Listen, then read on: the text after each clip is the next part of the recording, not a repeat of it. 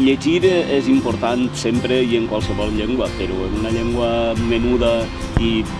contínuament amenaçada com la nostra és encara més important perquè el fet de llegir, de conèixer paraules, expressions noves fins i tot,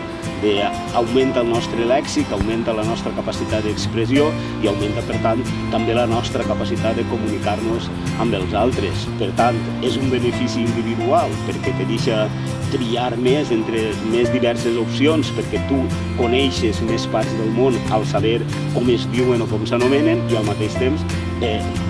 fomenta també la comunicació perquè, òbviament, les persones que tenen un millor ús del llenguatge es comuniquen millor i això, a la llarga, també facilita la convivència. És a dir, que llegir